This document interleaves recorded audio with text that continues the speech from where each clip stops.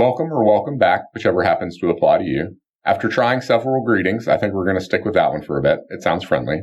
So as is the current standard, we've got the scoreboard from last time up there, and we've got some videos looping from last time over there for a minute. So for anyone not keeping up, I'm still working on a handstand on the rings at the gym. I've rigged a bar up to catch my feet so that I don't flip all the way over, but I'm aiming for that to be a temporary safety measure. So I took a day off. I'm back at it on November 7th for my 9th attempt.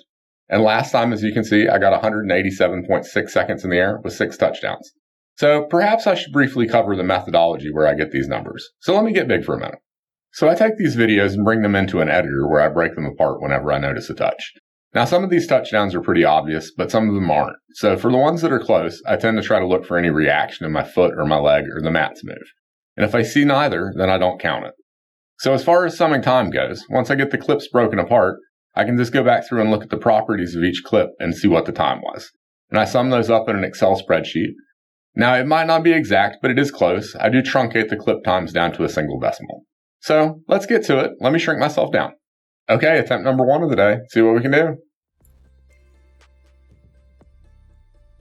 Starting with an L sit. I'm trying to go up, but I'm very high, so that's going to be very difficult.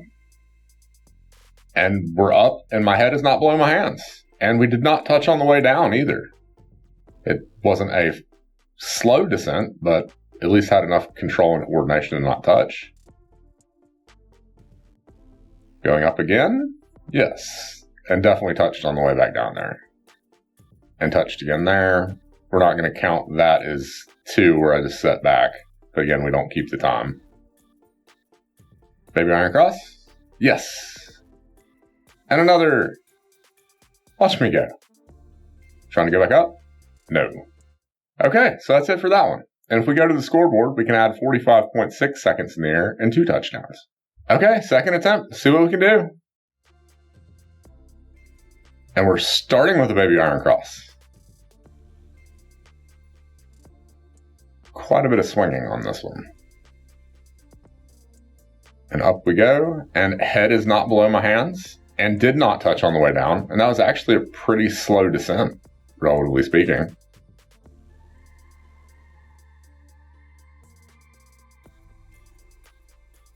Baby iron cross.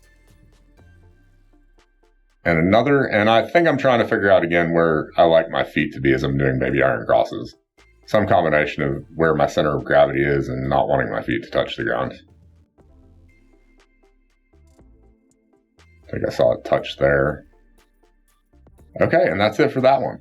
And if we go to the scoreboard, we can add 46.8 seconds in the air and 1 touchdown. So on to the next one. Okay, attempt number 3. See what we can do.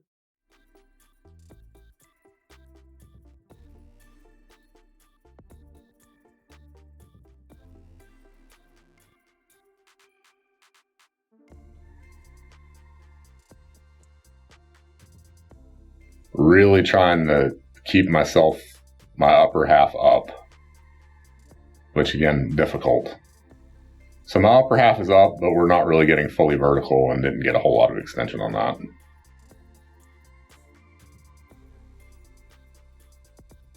And we were banging out some baby iron crosses. We touched on that one.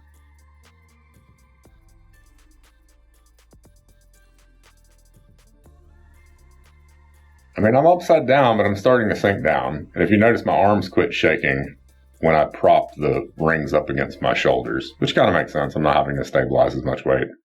So that's it for that one. If we go to the scoreboard, we can add 50.4 seconds in the air and a single touchdown. All right, 4th attempt. Let's do it.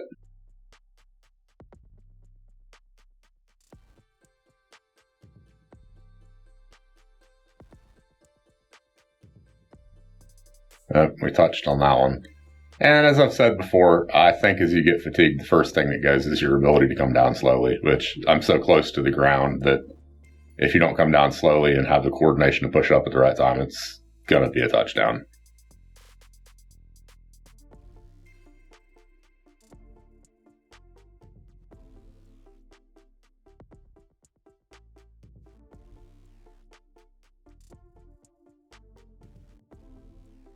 Barely touched there.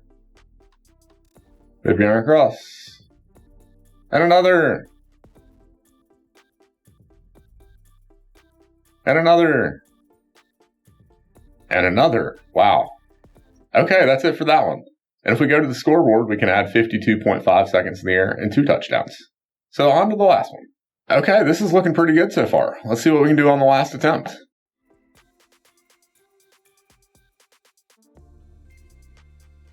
That's a pretty good looking L-sit for the last set. I think I'm trying to get where I can momentum my way from an L-sit up. I don't think I'm quite there yet.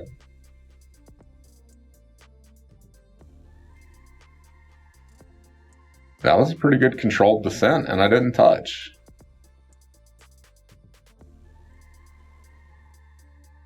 I did touch there, that's why I shake my head.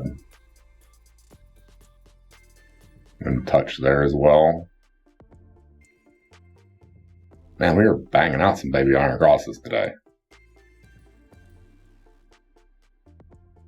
Try to go up again? No. Okay, so if we go back to the scoreboard, that's 47.4 seconds in the air and 2 touchdowns. So for the day, that gives us a grand total of 242.7 seconds in the air and 8 touchdowns. Okay, some takeaways in your tri-weekly dose of hopeless optimism. I got over 4 minutes in the air on this attempt alone, so I'm now over 21 minutes across 9 days.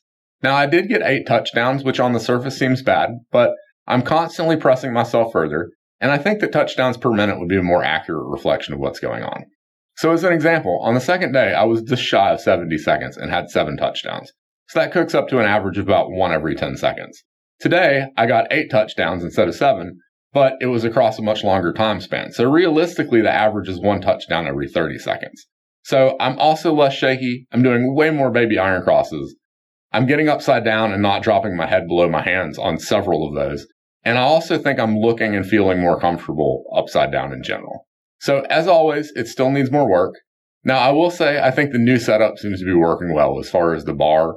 It's giving me the confidence to flip up even when I'm tired. And I know I'm not going to fall over as long as I get my legs extended. So as per usual, that's it for the day. Feel free to check back in or not, up to you.